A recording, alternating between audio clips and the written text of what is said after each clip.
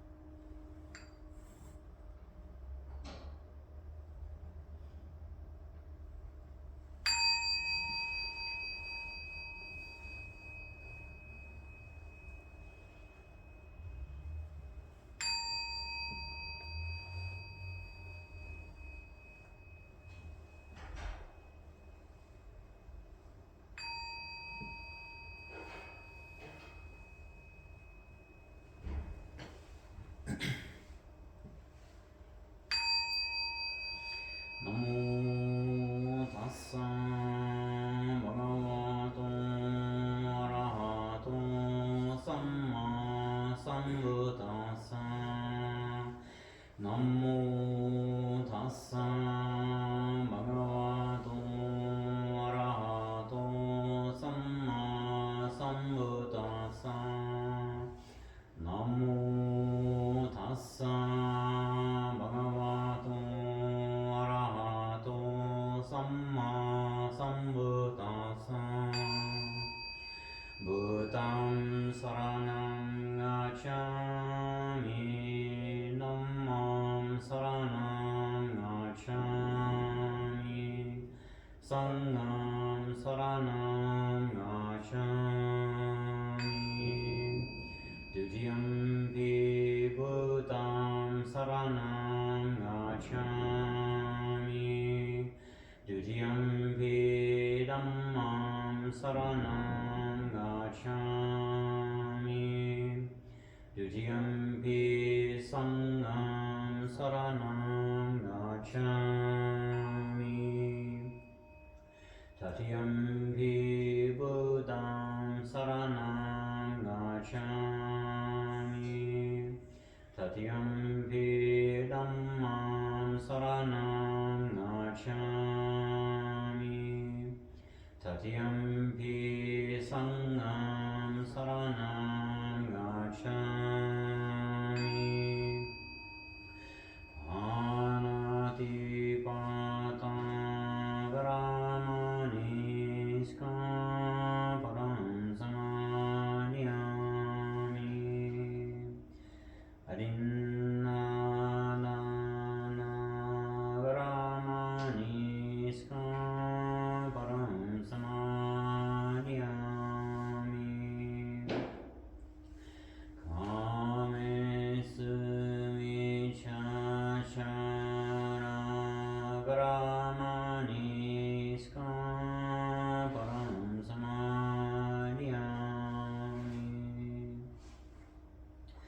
The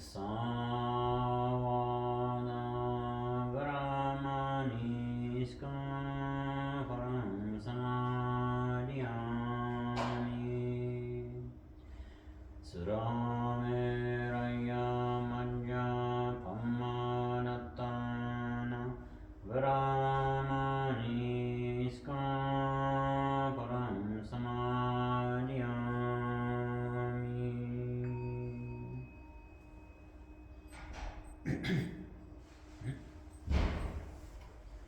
were you thinking? To this.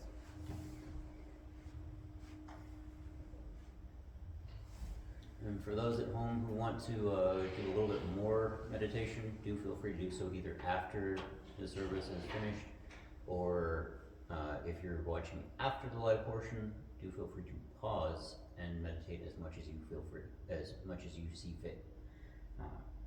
We're gonna get right into it though. Ready?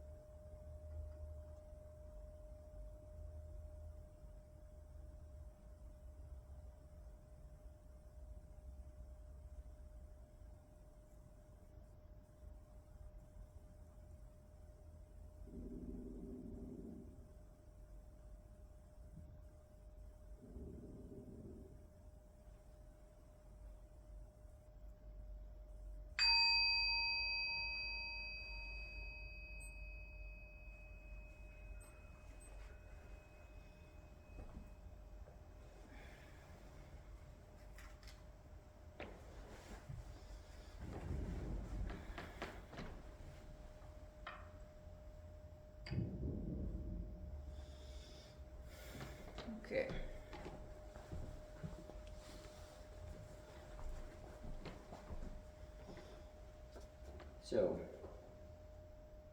this is Venerable Punna, and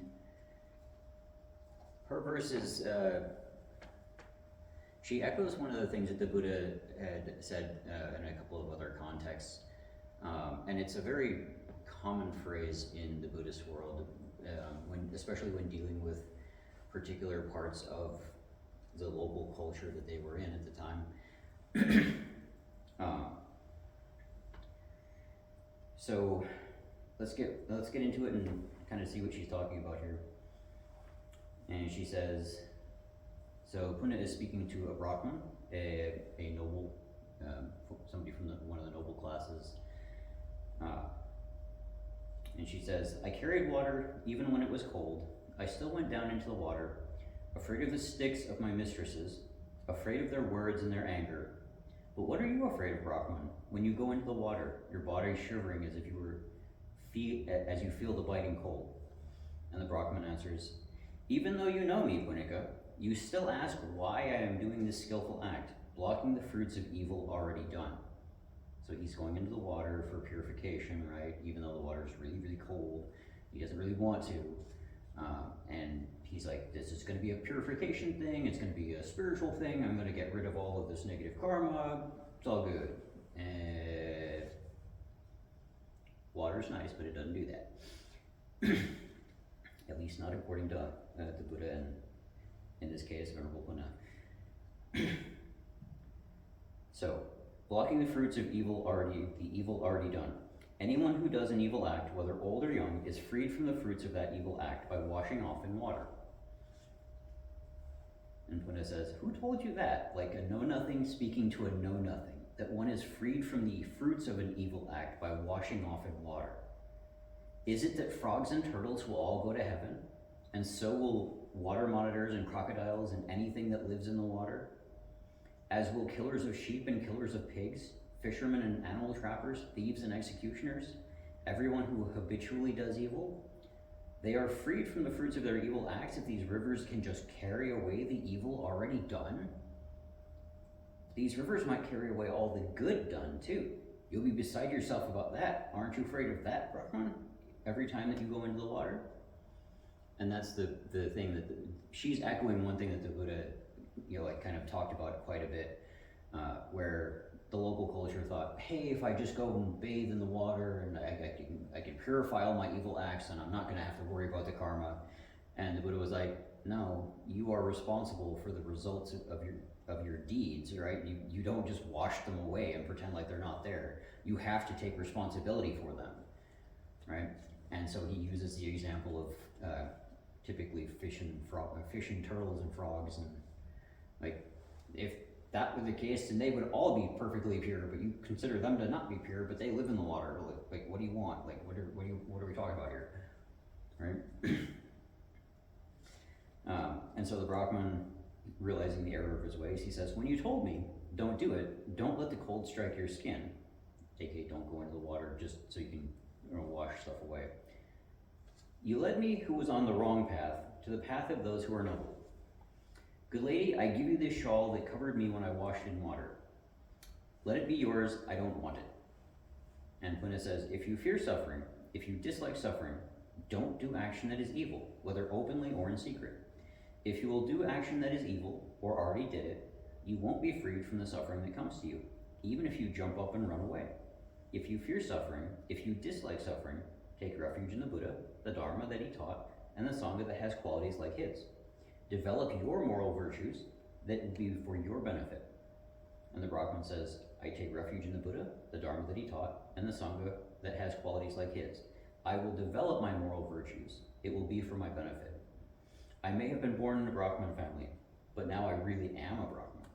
I know the three things that most don't know. I am learned. I've attained the highest knowledge. I am washed clean. So ultimately this is probably a conversation that went a little bit longer than just like one little interaction. Because when we see this, he, right there at the end, he's claiming enlightenment. He's claiming that he has reached liberation, right? Now, it is possible that just by being just by being in that interaction with her, and with her clarifying that no, you're still responsible for your stuff, even if you pretend like you can wash it away with water, right? You don't wash it away with water, you wash it away with good deeds, right? You wash the evil you've already done, or the bad things you've already done, with doing good things and making atonement for the things that you've already done, right? You wash the evil deeds or the bad deeds away by atoning for them, by owning them, by being responsible for them, and making right whatever you did, right? That's how you wash away all of that. And that's what he's talking about when he says, I am washed clean, right there at the very end, right there at that very last line. That's what he's talking about. It's very, very specific. He's being very, very deliberate in his choice of words there, right? Particularly because if this wasn't, in fact, more than one interaction, right? This is how he goes back and reminds her, yes, this was our interaction that started me on the path, right? This was the interaction that set me forward. And so he's, in a way, it's kind of like a very nice little respectful gesture of saying, yeah, that was what started it. That's where my path really started, and that was because you showed me that, right? So it's a nice little thank you gesture, like a nice little bit of gratitude, a little bit of respect, right? And so I'm looking at this and I'm saying, okay, well,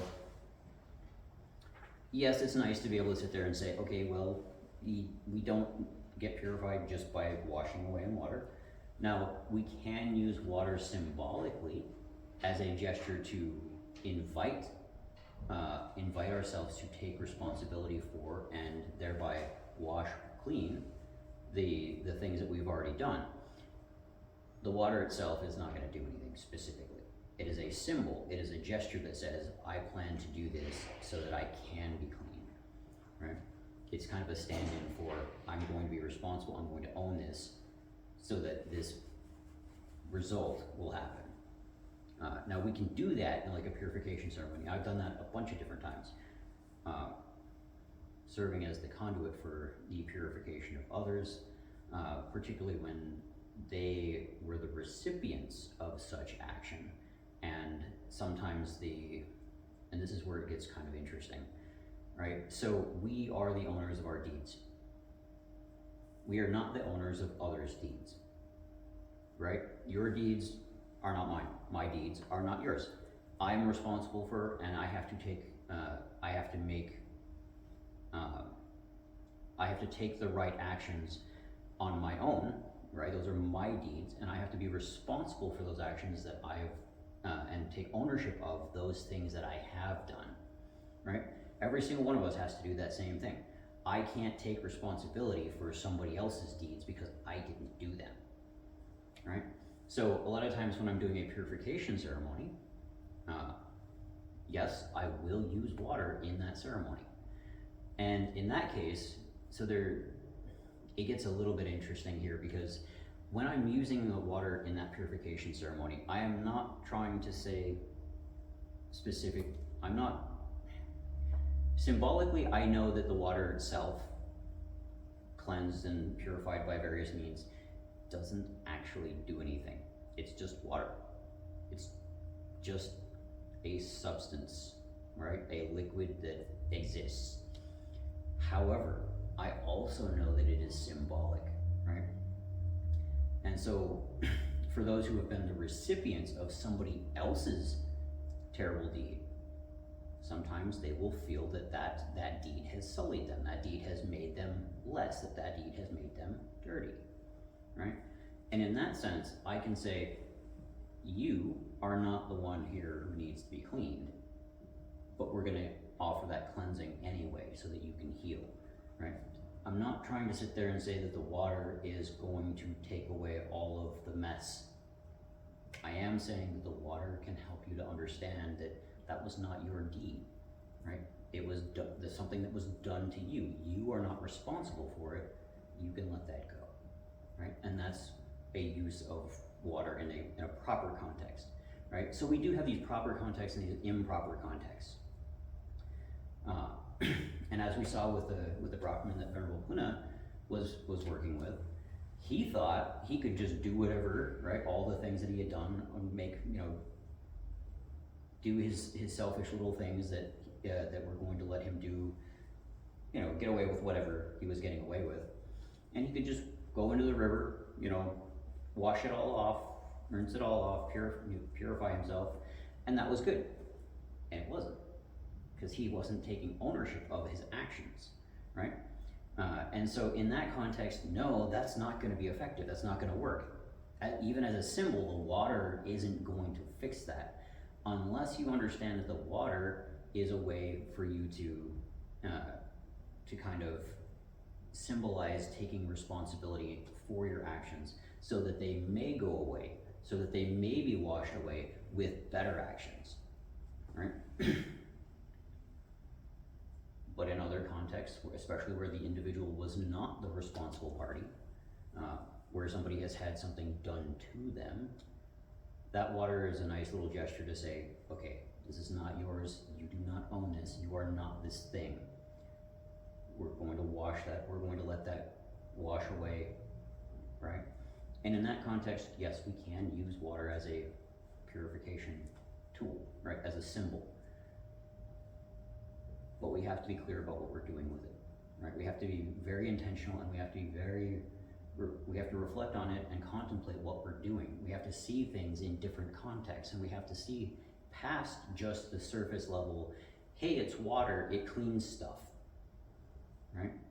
We have to see past that. We have to see okay, who did this thing, because they're responsible for it. And if they did this thing, they need to be the ones to make amends for it, right? They need to be the ones to fix whatever it was. They need to be the ones to take responsibility. And one of the things that I like about Venerable Punna in what she's, in some of the things that she says in here, is that she calls out both the good actions and the bad, right? So if you're supposedly washing away the bad actions, you're also washing away the good ones too, right? So you're no longer responsible for the good things you've done if you're no longer responsible for the bad things you've done, right? So water doesn't work in like, and people would be, she's right, people would be very distressed when they realize, oh, all this good stuff that I did, yeah, that's gone too. No, you're responsible for your good deeds too. And you are the owner of those deeds, you are the heir of those good deeds, and when you own those good deeds, good things result, right? That's positive. That's sometimes called positive karma, right? When we are able to utilize that to help others, we have done something good, and we own that. We can take satisfaction in knowing that we did something worth doing. In the same way with something not good, right? In the case of something negative that we did, we have to take ownership of that too, right? We don't get excused from our good deeds any more than we get excused from our bad deeds. We own those, and we are responsible for them and the results that they produce, right? And sometimes when we are looking at this, we have to say, I'm going to see past the surface level stuff, past all of the contrived kinds of like, oh, well, all I gotta do is wash this away and it's good. Well, no, it's not. Sorry, but that's not the way that works. And Venerable Punna is very clear in pointing that out, and I do very much appreciate how she went about that, kind of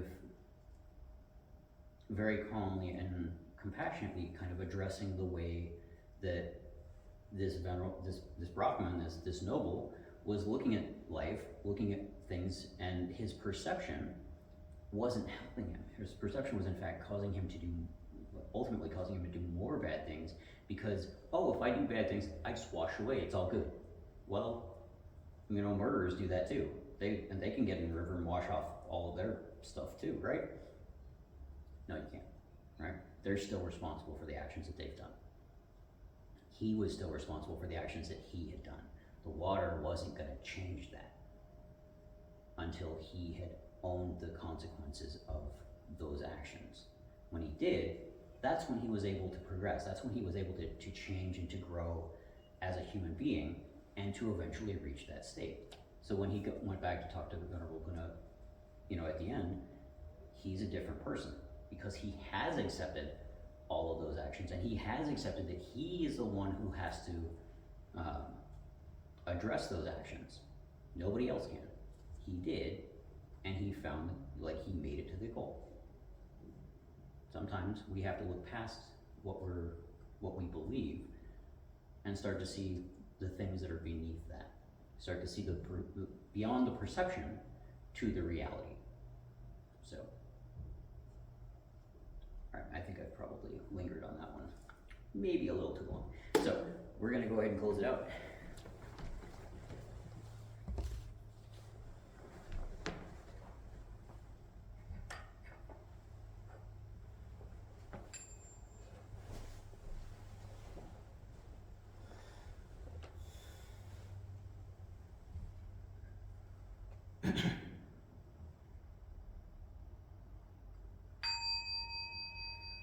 Namo tassa bhagavato arahato samma sambuddhassa. Namo tassa bhagavato arahato samma sambuddhassa. Namo tassa bhagavato arahato samma sambuddhassa. Bhutan saranam gacchami, dhammam saranam gacchami, sangham saranam gacchami.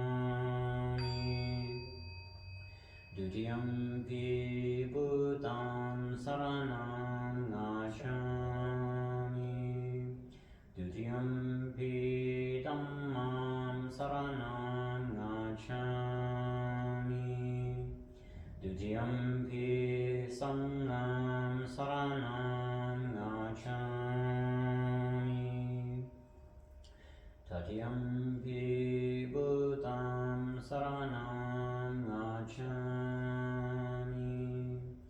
Tatiyampi Dhammam Saranam Gacchami, Tatiyampi Sangham Saranam Gacchami. Panati Pata Brahmani Skaparam Samadhyami, Rinnadana Granani Skaparam Samadhyami,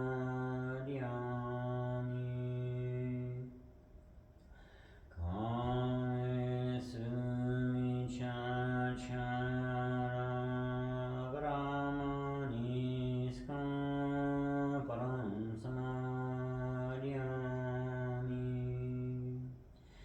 Musavada Brahmani Skaparam Samadhyami, Suraya Manya Pamanattana Brahmani Skaparam Samadhyami.